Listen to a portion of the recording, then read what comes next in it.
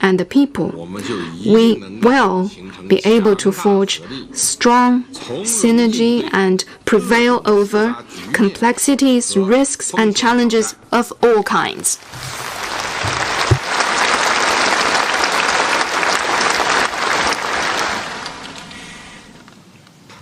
抗疫斗争伟大实践 The heroic battle against COVID-19 proves once again 中国人民所具有 that the unyielding will of the Chinese people 是战胜前进 is the source of strength for defeating all challenges and obstacles on our way forward.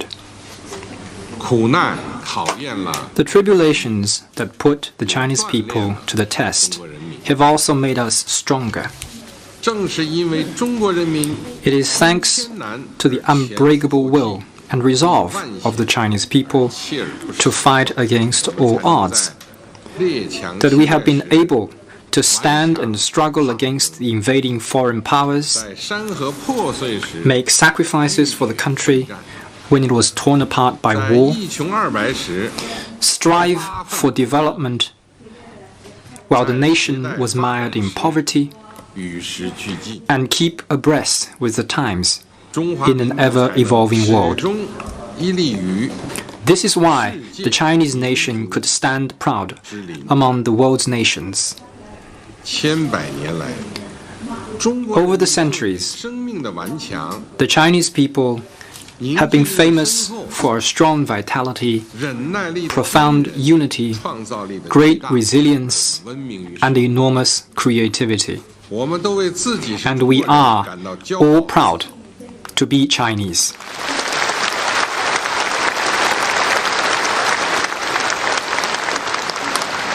历史和现实都告诉我们 Both history and reality show that when we depend on 一切为 and work heart and soul for the 激 people 发广大人民 and bring out the unyielding will of the 坚 people, 韧不拔的毅力， we will 一 see 定能够使 the overwhelming 最 majority 广大人 of the 民 people 紧密团结在一起， stand together in great unity 不断创造中华民 and 族 create 新的 new 历 glories 史辉煌。 for the Chinese nation.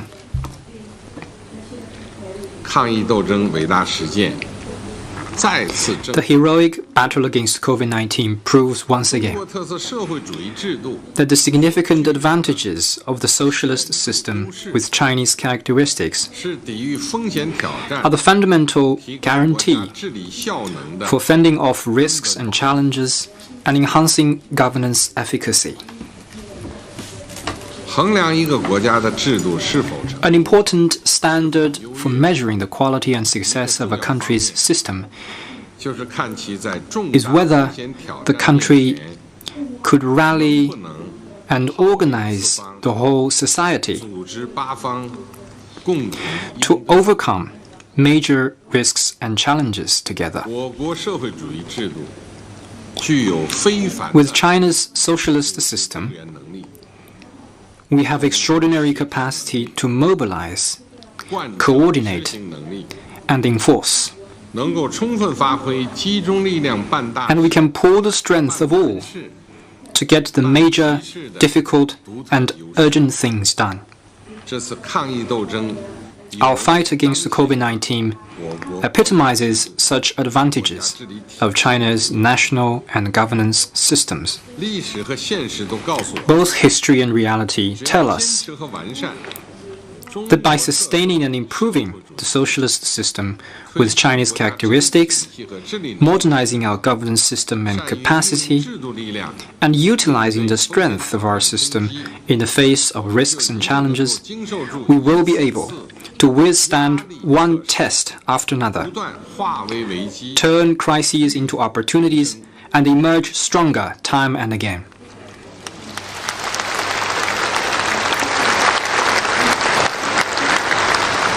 抗疫斗争伟大实践再次证明， The heroic battle against COVID-19 proves once 成 again 立以来所积累的 that the solid national strength accumulated since the founding of New 从 China 容应对惊涛骇 is the 浪， profound underpinning for navigating waves and storms with calm. 我们长期积累的雄厚物质基础， Over the decades, China has established a substantial material foundation, a complete industrial system, a strong technological capacity, and a rich reserve of medical resources. Together, they provide a robust underpinning for our response to COVID-19. After the outbreak, we swiftly mobilized personnel, material supplies, technological research, and transportation from across the country to battle the virus. At the height of the situation, the pause button was pressed in many aspects of China's economic and social development. But people's life was not dramatically disrupted, and society carried on in general. This is fundamentally attributable to the comprehensive national strength that China has accumulated since the founding of the People's Republic, especially since reform and opening up. It is attributable to China's ability to fully utilize that strength in the face of danger. Both history and reality tell us that if we unleash social productivity, continue to strengthen economic, technological, and comprehensive capacities, deliver more benefits, greater happiness, and a stronger sense of security to the people, and enrich the material foundation for upholding and developing socialism with Chinese characteristics and the great renewal of the Chinese nation, we will be able to ensure steady and sustained development of socialism with Chinese characteristics despite the challenges along the way.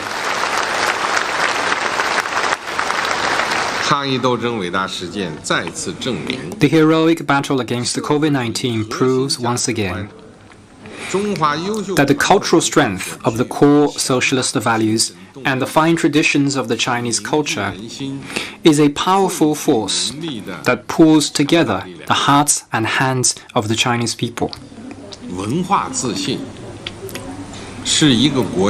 Cultural confidence represents the most fundamental and profound force that sustains the development of a country and a nation.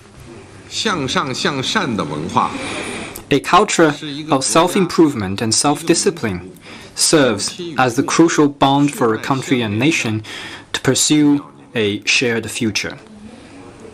The Chinese nation is a patriotic nation.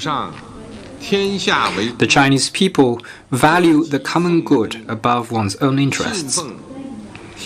We believe every Chinese has a responsibility for the nation's future. We advocate partnership and solidarity in times of difficulty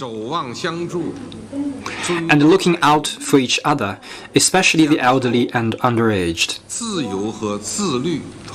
We believe in the unification of freedom and self-discipline and of rights and responsibilities. In the fight against COVID-19, the 1.4 billion Chinese people have displayed a great spirit of responsibility, self-discipline, sacrifice, and friendship, and forged a powerful defense with unity and solidarity. Both history and reality show us that by nurturing and practicing core socialist values and carrying forward the fine traditions of the Chinese culture, we will be able to culturally inspire the Chinese people of all ethnic groups and consolidate the cultural foundation for the Chinese nation to forge ahead in unity.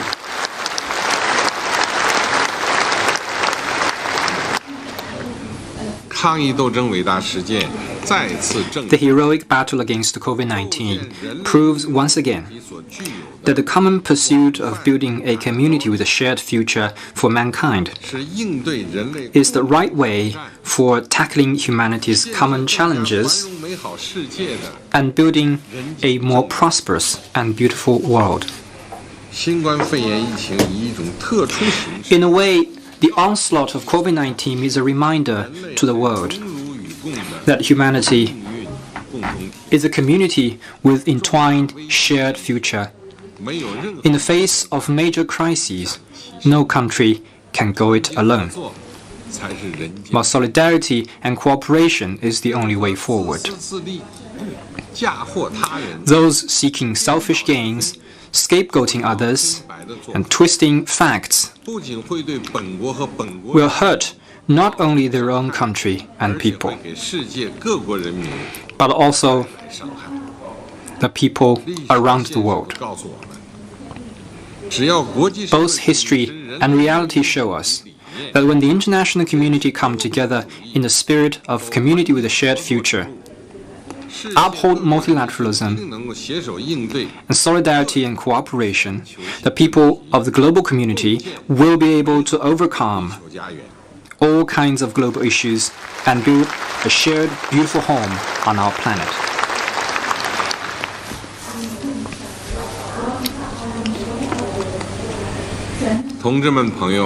Comrades, friends, the profound, once-in-a-century changes in our world are accelerating, and the task to deliver reform, development, and stability at home is arduous. We are about to complete the first centenary goal and strive for achieving the second. And we must fully implement the basic theories, path, and guidelines of the party. Stick to the general principle of seeking progress while maintaining stability, and stay committed to the new development philosophy. We must foster a new development landscape, properly consider both the domestic and international situations in our work, ensure both development and security, and modernize our governance system and capacity in order to make continued progress in the undertakings of our party and country.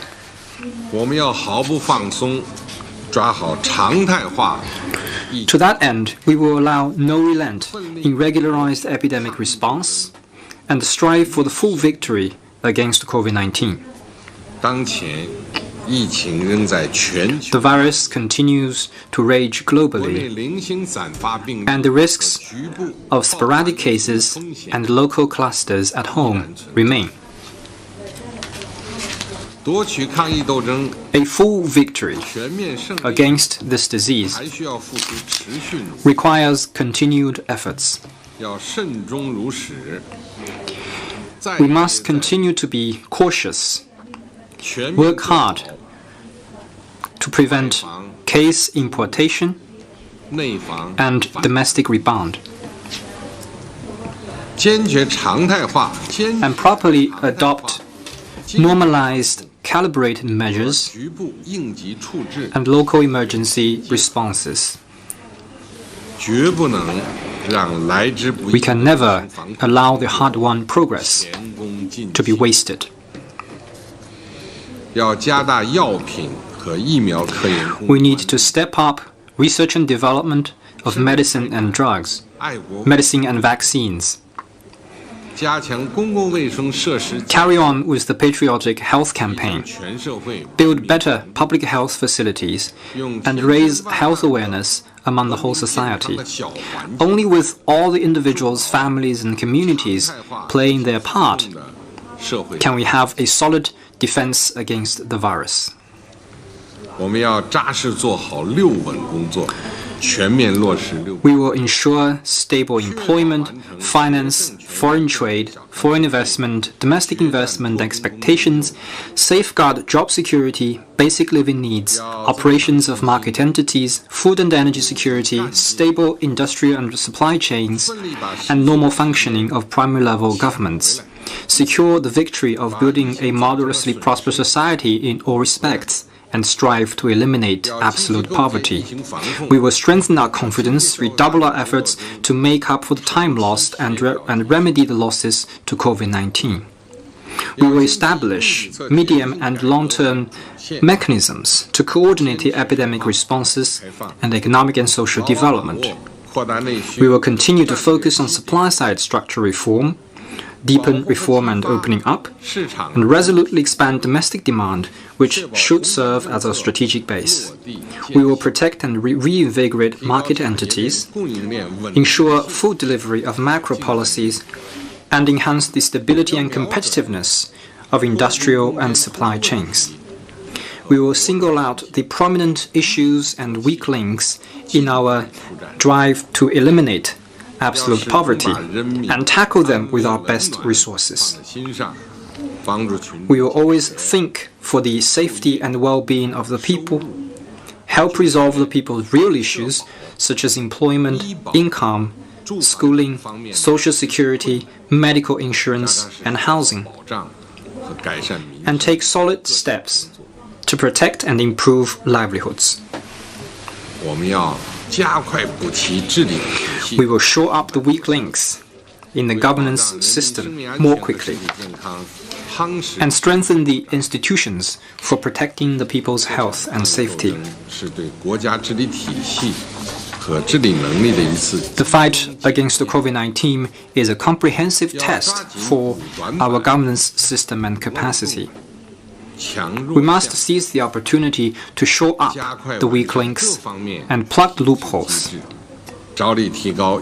expedite the improvement of the relevant mechanisms and institutions, focus on improving the preparedness and response for major public health emergencies. We need to build a powerful public health system, improve our disease prevention and control system, and establish a major system of epidemic response and treatment that serves both before and during an epidemic. We need to strengthen the legal safeguard and scientific underpinning for public health, upgrade our capacity of emergency supplies reserve, and consolidate the society-wide collective epidemic response. We need to improve the urban management system and urban and rural community system, raise the awareness of full-cycle health management in cities, and improve the overall efficacy of social governance. We will pay great attention to biosafety risks and upgrade our country's biosafety defense capabilities. We will uphold the vision for a community with a shared future for mankind and work with the international community to tackle the increasingly daunting global challenges. China will continue to advance international cooperation against COVID-19, support the World Health Organization in playing a leading role in the global response, and share containment and treatment experience with other countries. We will continue to provide help to vulnerable countries and regions, leverage our role as the world's largest supplier of anti-epidemic materials, and advance the building of a community of health for all. We will expand mutually beneficial cooperation with countries around the world, continue to advance economic globalization, firmly uphold the multilateral trading system, and maintain the safe and smooth operation of global industry and supply chains to bring back a prosperous world economy at an early date. We are prepared to work with other countries to make global governance more inclusive, multilateral mechanisms more effective, and regional cooperation more active. We will jointly address regional disputes and global issues such as terrorism, climate change, cybersecurity, and biosafety to create an even brighter future for humanity. 我们要坚持底线思维，增强忧患意识。 We will hold on to our bottom lines, stay vigilant against potential danger, and effectively prevent and resolve various risks on our way forward. 彩虹和风雨共生， Rainbows appear 机遇 after 的 rain, 挑战， and opportunities are 这 behind 是亘古 challenges. 不变的辩证法则。 Such are the laws of the 我们 dialectic 党建 that 的 are also true 近百年， for the past century of the CPC 70 history, 多年， for the last 7 decades of the People's 40多 Republic, 年的历史， and the 40-plus years of reform and opening up. None of them have been a smooth sail. 志不求易者成，事不 Those who do not crave the easy way out will succeed, 认识和把握 and those that take challenges head on will make progress. We will adopt the dialectic methods in understanding the domestic and international situations, 长时间 and institute strategic, systematic, and forward thinking in the study and planning. We must be prepared in thinking and action for a relatively long period of changes in the external environment, 心机， and do a good job in creating new opportunities amid crises 开心， and opening up new prospects in the changing 要 landscape. 发扬斗争精神，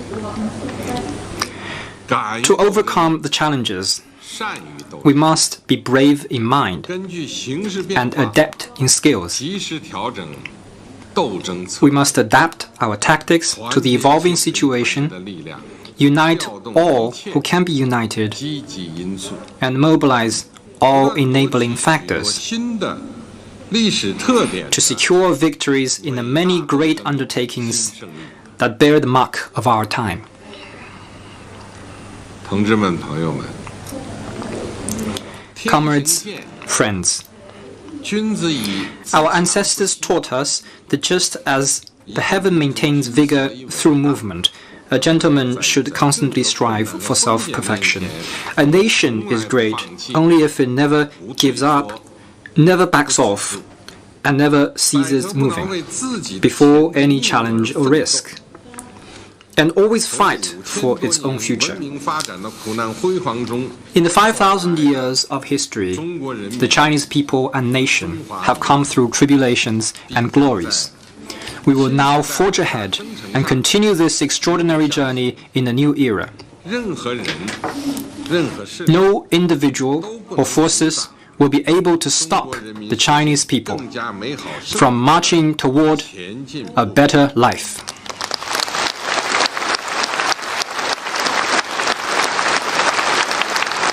让我们更加紧密的 Let us be united even closer 大力弘扬 in the heroic spirit displayed in fighting COVID-19, 戮力同心、锐意 and act as one 奋力 to complete the building of a moderately prosperous society in all 决 respects 战脱贫攻坚目标 and 任务， eliminate absolute poverty. 在全面 Let us 建 write 设 a new historic chapter in the new journey toward a modern socialist country in all respects.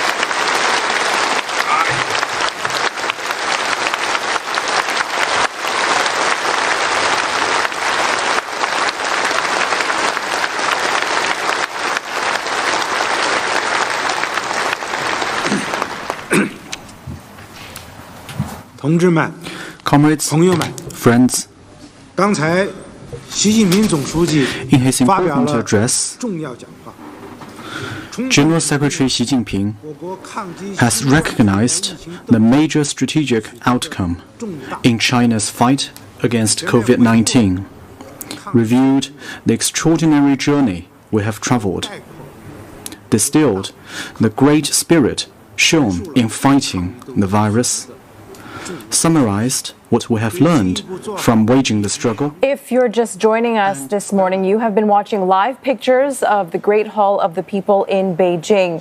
China's President Xi Jinping saluting the heroes and groups involved in the fight against COVID-19 at a special ceremony where he presented medals and delivered a fairly lengthy address lasting over an hour long. Now, President Xi called the country's fight a heroic struggle against COVID-19, saying they have achieved a remarkable feat in mankind's struggle against the virus. He went on to say that the awards were to recognize exemplary individuals and also promote the great spirit shown in the country during the struggle. President Xi also paying deep respects to all who joined the national response effort, and he acknowledged the assistance coming from Taiwan, Macau, and Hong Kong. President Xi also reiterating that he deeply mourns the loss of all the precious lives taken by the virus. Now let's join our correspondent Roland Lim. He has been watching this ceremony unfold over the past couple of hours. So Roland, let's look at the message that this ceremony tells the people of China and also the international community about China's fight against COVID-19. It was a pat on the back, but also sounded like an attempt to galvanize. Absolutely. This particular national ceremony awarding these awards to the so-called COVID-19 heroes was more than that. It was actually recognition, really, of the efforts by all of the Chinese people. And secondly, it was actually a report card on China's global efforts when it comes to response to the pandemic, particularly to refute Western claims that China was too slow to respond to the epidemic or to the epicenters of these epidemics in China, particularly in Wuhan and Hubei province themselves. Now, President Xi said that it was the 1.4 billion people of China that led to the victory over COVID-19, that schools reopened and domestic travel has reached pre-pandemic levels, and really that the fight against the virus itself does show that signs are emerging that China has got hold of, gotten on top of things here. So that's why they thought it was now an opportune time to actually honor and salute some of the people that have worked hard. He mentioned, as you mentioned, medical workers, people in the Center for Disease Control, the People Liberation Army, community workers, first responders, civil servants, construction workers, volunteers, etc. All, he said, given deep respect by the president for their contributions in battling the coronavirus. President Xi went on to say that this was the most serious pandemic in 100 years. It was fast spreading, it was highly infectious, and that it was the hardest to control, and that it took all of the world by surprise, not just China alone. But what China has proven, though, is that with the concerted efforts of its medical workers, its scientists, as well as its citizens, that China now is the first economy that seems to have recovered from the first major economy to have recovered from the COVID-19 situation. And that is really, President Xi says, is a testimony to the Chinese people as well as the political system over there. Roland, a lot of pomp and pageantry. We saw flags and flowers for the award recipients, celebrating them, but in a way also celebrating President Xi, given that when this pandemic started, the narrative was that he was somewhat powerless and slow to act, but now he appears victorious, doesn't he? That's right. Yes. So President Xi is really trying to shift the narrative of what was previously blamed on China into the fact that China has contributed not just in terms of the battle of the coronavirus within the country, but also outside of the country. Now, giving his report card, President Xi said that this was an all-out war that was waged in China, and that within the first month, it had stopped the virus from spreading, and within the second month, that there was a decrease in the number of daily cases to single digits. And by the third month, that the most affected areas in Hubei as well as Wuhan, that the virus there was under control. And since then, that there has been a balanced approach in terms of trying to keep the economy running while also keeping things under control. Remember, China today has had more than 50 days of straight consecutive days of no local infection. So in that respect, it says that it has gotten the battle, it has won the battle so far as it stands. What it says it had to do was it had to come up with interagencies to deal with the pandemic. There was an early detection system into place, that mobile hospitals in affected areas were constructed within days, and that more than 600 isolation centers were also created in order to battle the outbreak in Wuhan and Hubei. In fact, President Xi mentioned that there were some 540,000 health workers that were actually diverted to Hubei as well as Wuhan in order to keep the lid on the virus over there. So that's why President Xi today wanted to actually recognize some of the heroes in which that were actually in the forefront or in the front lines of fighting this particular virus. But he also reminded the citizens of China really that the fighting against the virus hasn't ended, that as there are still threats of imported cases or new outbreaks remain. So he's saying that this is a new beginning of a long, arduous journey towards economic and social fallout from the pandemic. But he believes that with an improved public healthcare system as well as the fixing of shortcomings in governance, that China really will overcome this particular pandemic. A very different China from just a few months ago. Thank you so much for watching that ceremony and giving us that analysis, Roland. Our correspondent, Roland Lim, live in Hong Kong. Well, we're going for a quick break now. Still ahead, campaigning begins for Myanmar's general election, but amid tight COVID-19 restrictions. We have that story after this.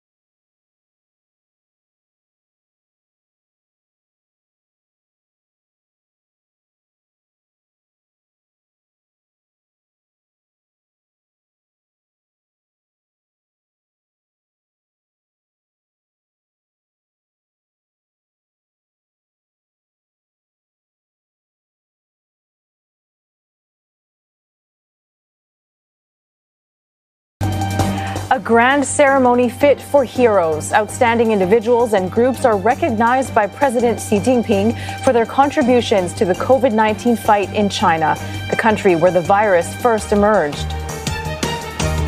And Asian markets trading mixed with fresh tensions as the U.S. threatens to scale back ties with China. But undaunted by this, bottled water giant Nongfu's first day of trading in Hong Kong sees the share surging. Well, almost 70 shop units in a neighborhood in the north of Singapore called Chong Pang will have to clear out by the end of next year.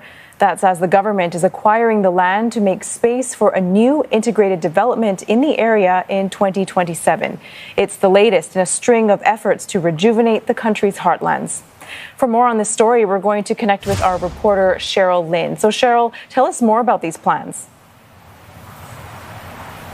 That's right. So it's set to be a major facelift for the Chong Pang neighborhood, which is in the north of Singapore. And that's with this new multi-story development that'll pull together things like a community club, a market, a hawker center, or a food center, as well as fitness facilities.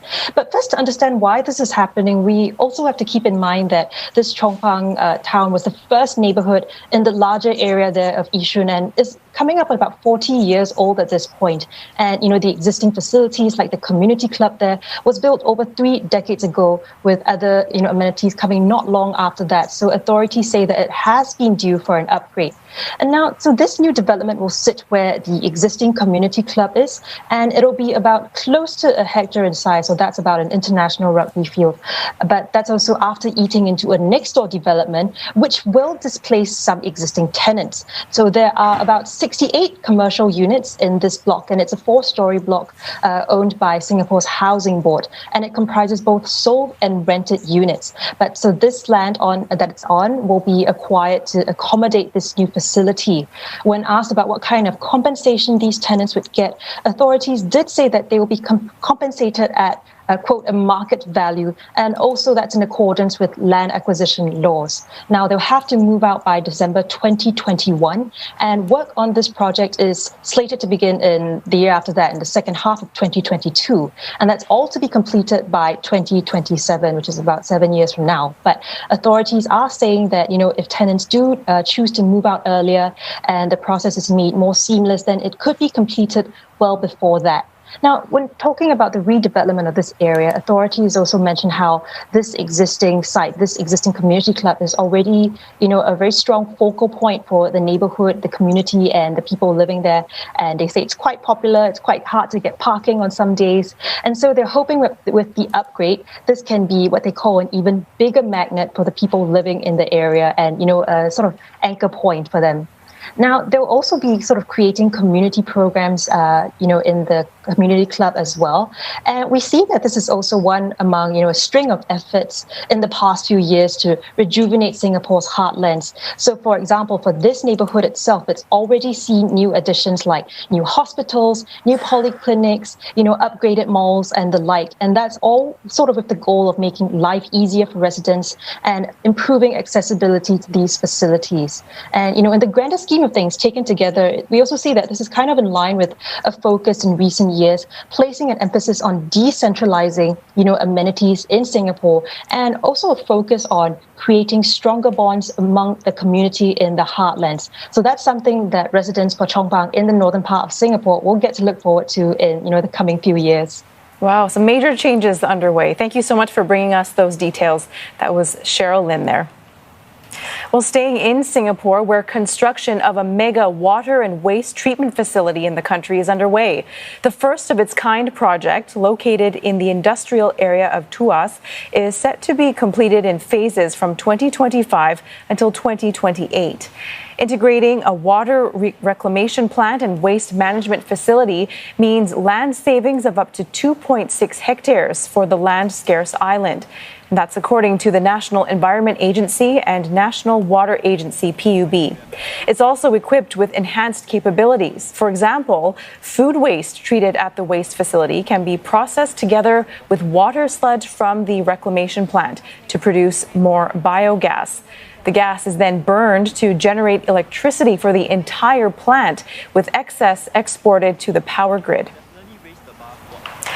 In other news, campaigning begins today for Myanmar's general election, which is scheduled to take place on the 8th of November.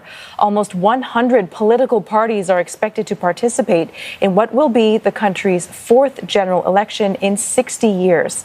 The campaigning also comes as the country grapples with a second wave of COVID-19 infections. Myanmar has so far reported over 1,500 coronavirus cases and 8 deaths. Our correspondent Leong Wai-kit tells us how campaigning and possibly the election in November could be affected by the pandemic. Well, you mentioned earlier that the figures for COVID-19 is some 1,500.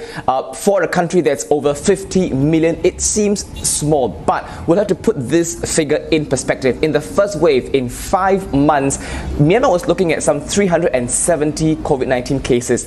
Within 3 weeks, that's brought about by this second wave of COVID, that figure has ballooned to 4 times to 1,500. So the concern here really is managing COVID-19. In fact, some of the headlines going around Myanmar today is that State Councillor Aung San Suu Kyi has expressed concern that there are some 4,500 passengers who recently flew from Rakhine State, where the outbreak started, to Yangon. These passengers have not responded to the authorities' call for contact tracing. So even as Myanmar is officially going into a campaigning period on September 8, it is still grappling with these very severe issues. Of course, we've also heard that Ms. Aung San Suu Kyi cancelled her event in Khor Mu in her Yangon ward because of COVID-19. She's urged her supporters not to follow her around when she's in public. But the big question here is, come October, would the UEC, which is the Commission's body for elections, cancel elections in any part of Myanmar because it is unsafe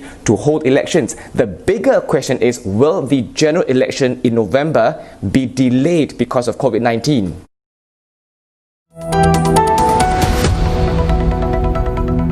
All right, time for business. Asian markets head higher as investors try to shake off the U.S. tech rout from last week.